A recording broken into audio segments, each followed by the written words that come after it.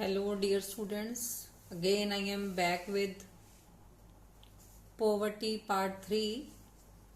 We are left with this part, poverty alleviation programs, or you may say it measures adopted by the government. So first measure taken by the government to remove poverty is, in short we may say it SGSY, that means Swaran Jayanti Gram Swarojgar Yojana. It was launched in April 1999 और 11-12 में इसका जो name था वो change करके national rural livelihood mission रख दिया गया। मेनली जो इसमें काम किया गया वो सेल्फ हेल्प ग्रुप्स बनाए गए। तो सेल्फ हेल्प ग्रुप्स में बहुत सारे लोग, जैसे सपोज 100 लोग मिलके कंट्रीब्यूट कर लेते हैं और अपनी कैपिटल खुद क्रिएट करते हैं और फिर आगे काम करते हैं। तो इस तरह से सेल्फ हेल्प ग्रुप्स ने काम किया for the development of small enterprises and in the rural areas. अब इसी को NRLM को हम अगेन इसको स्टडी कर रहे हैं। इस स्कीम को, नेशनल रूरल लाइवलीहुड मिशन को, आगे चल के आजीविका के नेम से भी जाना गया। अब इसमें क्या था, 2012-13 में इस स्कीम को 150 डिस्ट्रिक्ट्स तक पहुंचाया गया। देन 14-15 में आगे फिर 150 डिस्ट्रिक्ट्स तक, देन 15-16 में 150 डिस्ट्रिक्ट्स तक इसको पहुंचाया गया ताकि लोगों को सेल्फ एम्प्लॉयमेंट दी जा सके। और मिनिमम टारगेट था कि 90 लाख पर्सन जो अनएम्प्लॉयड हैं उनको इसमें कवर करना। नेक्स्ट योजना इज संपूर्ण ग्रामीण रोजगार योजना। 2001 1 सितंबर में ये लॉन्च की गई।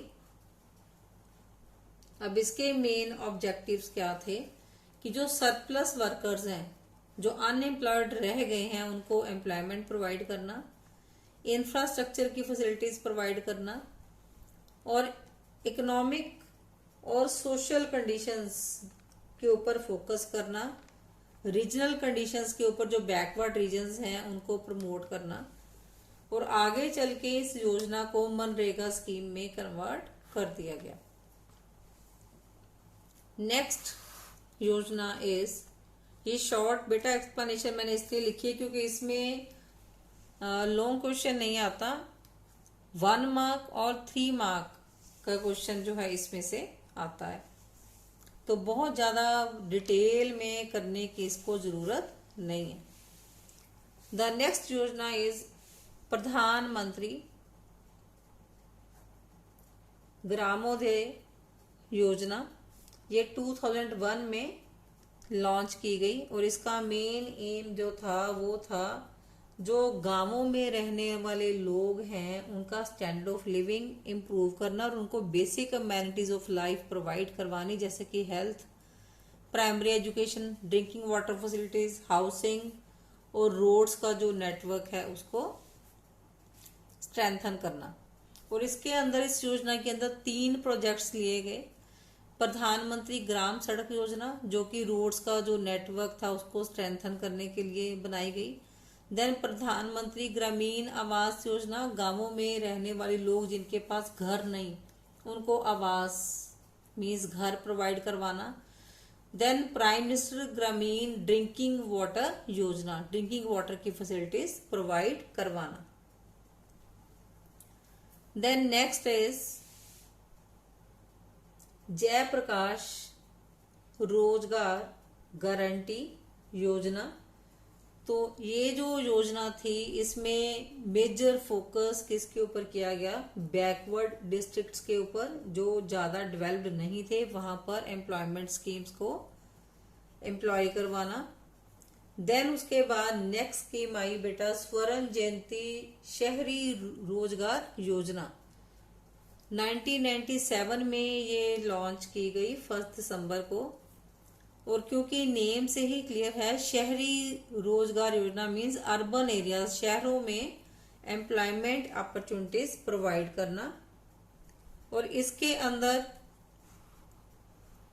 2 प्रोजेक्ट्स लगाए गए, अर्बन सेल्फ एम्प्लॉयमेंट प्रोग्राम कि सेल्फ एम्प्लॉयमेंट अपॉर्चुनिटीज जनरेट करना, और अर्बन वेज एम्प्लॉयमेंट प्रोग्राम कि वेजेस शहरों में प्रोवाइड करवाना अनएम्प्लॉयड लोगों को।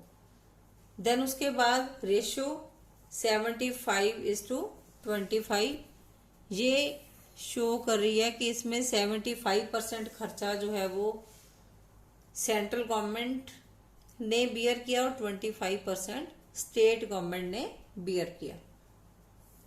देन उसके बाद नेक्स्ट योजना है प्राइम मिनिस्टर रोजगार योजना। इसका मेन फोकस था जो हमारे एजुकेटेड अनएम्प्लॉयड लोग हैं कि पढ़े लिखे हैं लेकिन बेरोजगार हैं, उनको एम्प्लॉयमेंट प्रोवाइड करवाना और उनको मिनिमम 1 लाख का लोन प्रोवाइड करवाना अगर वो कुछ अपना सेल्फ एम्प्लॉयड होना चाहता है, कुछ अपना एंटरप्राइज खोलना चाहता है, अपना कारोबार करना चाहता है, और अगर 2 लाख का लोन प्रोवाइड करवाना अगर अपना कारोबार खोलने के अलावा कुछ अदर एक्टिविटीज में वो इन्वॉल्व होना चाहता है, कुछ करना चाहता है, उसको 2 लाख का लोन प्रोवाइड करवाना। देन उसके बाद नेक्स्ट है योजना development of small cottage industries. Small cottage industries की तरह इनको प्रमोट करने के लिए गवर्नमेंट ने डिफरेंट एफर्ट्स किए पॉवर्टी को रिमूव करने के लिए और एम्प्लॉयमेंट अपॉर्चुनिटीज जनरेट करने के लिए रूरल एरियाज में। Then next minimum needs programme 5th plan में लॉन्च किया गया, जिसमें मिनिमम नीड्स लोगों की मीन्स बेसिक जो नीड्स हैं लाइक प्राइमरी एजुकेशन को कवर अप किया गया, इसमें एडल्ट एजुकेशन को कवर अप किया गया, health facilities, drinking water facilities, rural areas में रोड का इंफ्रास्ट्रक्चर वो डेवलप करना, इलेक्ट्रिसिटी प्रोवाइड करवाना, हाउसिंग फैसिलिटीज प्रोवाइड करवाना। तो इस तरह से जो स्लम एरियाज हैं उनकी डेवलपमेंट के लिए मिनिमम नीड्स प्रोग्राम जो है वो लॉन्च किया गया 5th प्लान के under to provide better quality life to the poor sections of the society. Then 1982 में 20 पॉइंट प्रोग्राम लॉन्च किया गया, जिसमें 20 पॉइंट्स के ऊपर फोकस किया गया, लाइक जिसमें आ जाती हैं irrigation facilities, production of pulses और ऑयल सीड्स के ऊपर फोकस किया गया, रूरल डेवलपमेंट प्रोग्राम्स के ऊपर, national development rural employment programme के ऊपर फोकस किया गया। देन लैंड होल्डिंग्स की सीलिंग की जो लिमिट थी उसको फिक्स किया गया। इसमें एग्रीकल्चर जो वर्कर्स हैं उनके मिनिमम वेजेस फिक्स किए गए कि एम्प्लॉयर्स ने इतना, लैंडलॉर्ड ने इतना मिनिमम वेज एग्रीकल्चर वर्कर्स को देना ही देना है। देन शेड्यूल कास्ट को अपलिफ्ट किया गया, drinking water facilities, housing facilities, slum areas की इंप्रूवमेंट की फैसिलिटीज, पावर सप्लाई की फैसिलिटीज, गोबर गैस की डेवलपमेंट की फैसिलिटीज प्रोवाइड करवाना, फैमिली प्लानिंग प्रोग्राम सेटअप करना, प्राइमरी हेल्थ सेंटर सेटअप करना, वेलफेयर प्रोग्राम्स। तो इस तरह के कई प्रोग्राम्स, तो 20 प्रोग्राम्स इसमें सेटल किए गए, ये आपकी बुक्स में दिए गए हैं। देन नेक्स्ट इज मनरेगा, जिसको कन्वर्ट किया गया था। तो मनरेगा स्कीम जो थी ये किसकी एडवांस स्कीम थी, हमने लास्ट इसमें पढ़ा है प्रीवियस में, जो ये वाली स्कीम थी SGRY, संपूर्ण ग्रामीण रोजगार योजना, जिसको मनरेगा में कन्वर्ट किया गया। तो मनरेगा की जो फुल फॉर्म है that is Mahatma Gandhi national rural employment guarantee act. तो इस जो एक्ट को, इस योजना को कब लागू किया गया? फरवरी 2006 में। तो इसका मेजर फोकस किसके ऊपर था? Labour intensive technology, means labour को ज्यादा एम्प्लॉय करना एज कंपेयर टू मशीनरी।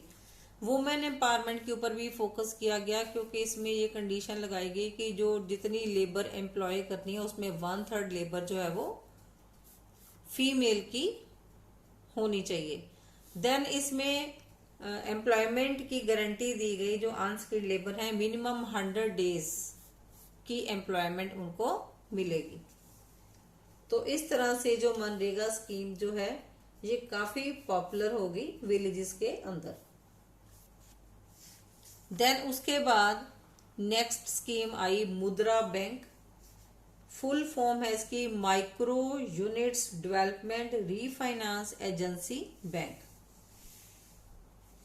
ये 2015 में लॉन्च हुई, 2015 में।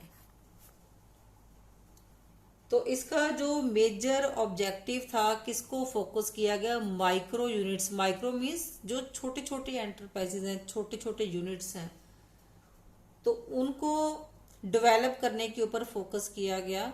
और मिनिमम उनको लोन ₹10 लाख का देने का प्रावधान इसमें बनाया गया। और सेल्फ एम्प्लॉयड जो पर्सन्स हैं उनको भी कुछ लिमिट तक लोन प्रोवाइड करने का भी इसमें प्रावधान बनाया गया। अब ये थे सारे पॉवर्टी एलिवेशन प्रोग्राम्स। अब नेक्स्ट है बेटा इसका क्रिटिकल असेसमेंट। ये बहुत बार एग्जाम्स में आया हुआ है। क्रिटिकल असेसमेंट में हम पॉजिटिव एंड नेगेटिव पॉइंट्स इसके डिस्कस करेंगे। तो पॉवर्टी एलिवेशन प्रोग्राम्स के कुछ खास तो फायदे हुए नहीं, 2 ही फायदे जो मुझे नजर आए हैं इसमें। एक तो जो एब्सोल्यूट पॉवर्टी मीन जो कंप्लीटली पुअर थे, जो भूखमरी से मर रहे थे, उन लोगों में कमी आई थोड़ी सी। देन उसके बाद नेक्स्ट जो बेनिफिट हुआ, जो वेज रेट्स थे लोगों के वो थोड़े से अपलिफ्ट हो गए, क्योंकि मिनिमम वेज रेट गवर्नमेंट ने डिसाइड कर दिया, लेकिन वो भी हर जगह नहीं हुए।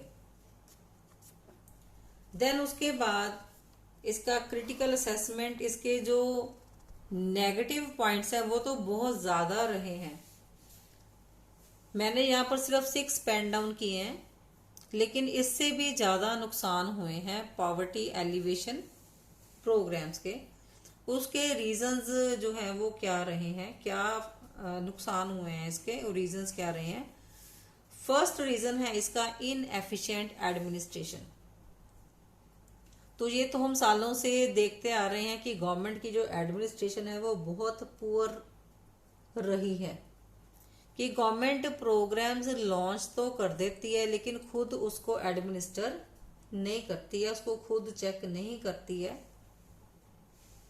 कि जो भी पॉलिसीज बनाई गई हैं वो ठीक तरह से फॉलो हुई हैं या नहीं हुई हैं। कि पॉलिसी बना दी, दैट्स ओवर।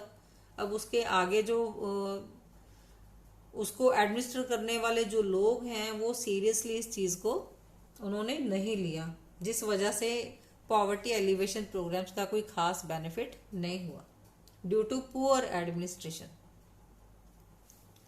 देन नेक्स्ट है इग्नोरेंस ऑफ टारगेट पुअर, कि जिन पुअर लोगों को, जो एब्सोल्युटली पुअर हैं, जो टारगेटेड पुअर पीपल थे, जिनको टारगेट करके ये पॉवर्टी एलिवेशन प्रोग्राम्स बनाए गए थे, उन टारगेटेड पुअर पीपल को इग्नोर ही कर दिया। मीन्स जिसको बेनिफिट मिलना चाहिए था उसको नहीं मिला।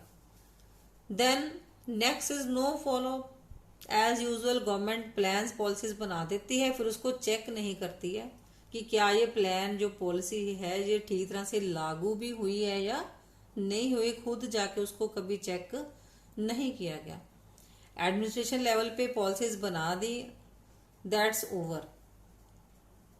उसके बाद कोई चेकिंग नहीं कि वो ठीक तरह से इम्प्लीमेंट हो रहा है या नहीं हो रहा, तो पुअर इम्प्लीमेंटेशन भी इसका एक कॉज रहा है। Then next is corruption. अब जिन पुअर पीपल के बेनिफिट्स के लिए प्लान बनाया गया वहां तक तो पहुंचा ही नहीं, ना कोई एड पहुंची, ना मनी पहुंची, ना कुछ और। तो इसमें इन्वॉल्व जो ऑफिसर्स लोग होते हैं वो ही घोटाला कर जाते हैं, तो जिसकी वजह से पुअर पीपल को कोई बेनिफिट पॉवर्टी एलिवेशन प्रोग्राम्स का नहीं मिला। Then next is neglect of remote areas. जो रिमोट एरियाज हैं, मीन्स जहां तक प्लान्स और पॉलिसीज गवर्नमेंट के पॉवर्टी एलिवेशन प्रोग्राम्स पहुंच ही नहीं पाए हैं, कुछ ऐसे एरियाज भी हैं, तो जिस वजह से पुअर पीपल को कोई बेनिफिट नहीं मिल पाया। नेक्स्ट है lack of awareness and participation of poor. अब जो पुअर पीपल हैं वो बेचारे कहाँ गवर्नमेंट के प्लान्स, पॉलिसीज, प्रोसीजर पढ़ते हैं, ना ही वो ऐसे प्रोग्राम्स में पार्टिसिपेट करते हैं due to lack of knowledge, क्योंकि ना ही वो अवेयर है, ना ही उनको नॉलेज देने वाला कोई है कि उनके बेनिफिट के लिए कोई स्कीम आई है और वो इसका बेनिफिट उठा लें। तो उनको कोई भी गाइड करने वाला नहीं है, जिसकी वजह से जो पुअर है वो और पुअर होते जा रहे हैं।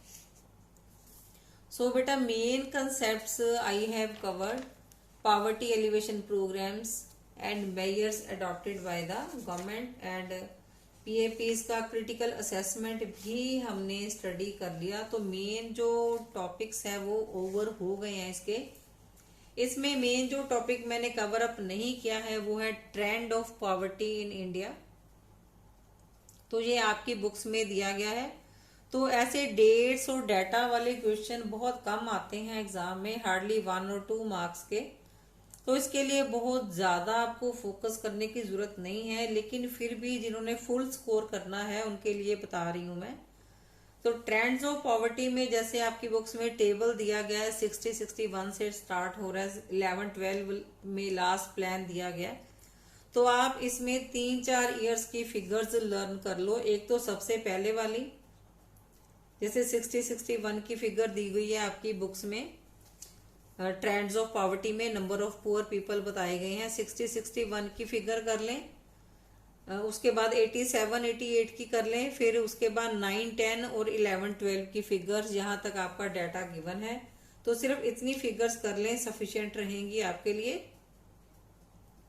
For your exam preparation. Then उसके बाद रूरल अर्बन पिक्चर दी गई है, इसका भी आपका चार्ट का कंपैरिजन दिया गया है। तो इसके लिए भी आप एक फर्स्ट ईयर की फिगर उठा लें, एक सेंटर मिडल वाली फिगर उठा लें, एक लास्ट वाली उठा लें। तो इतना डाटा सफिशिएंट है, इतना भारी भरकम डाटा लर्न करने की कोई जरूरत नहीं है। तो data and dates I suggest you do it from NCERT book, don't follow any authors book, क्योंकि बोर्ड एग्जाम में जो आपका डाटा है वो एनसीईआरटी के अकॉर्डिंग चेक होता है। बाकी आप पॉइंट्स जो है वो किसी भी बुक से कर सकते हैं, लेकिन डेट्स एंड डाटा वहां से पिक करें। तो ज्यादा डेट्स एंड डाटास के ऊपर फोकस करने की जरूरत नहीं है। कोई भी इंडियन इकोनॉमी जो पूरी फुल बुक है उसके डेट्स एंड डाटा एक आपने सिर्फ जो भी टेबल्स बड़े बड़े दिए हुए हैं उसमें सिर्फ एक पहला ईयर लर्न करो, एक सेंटर वाला, एक लास्ट वाला। बहुत ज्यादा इसके ऊपर फोकस करने की जरूरत नहीं है, ना ही इस तरह के क्वेश्चन पेपर में बहुत ज्यादा आते हैं। वेरी रेयर 1 और 2 मार्क्स के क्वेश्चन सिर्फ इसमें से कवर अप होते हैं। So we have completed this topic poverty. आपका हर पॉइंट, हर important point from examination point of view I have covered. So thanks for the patient listening.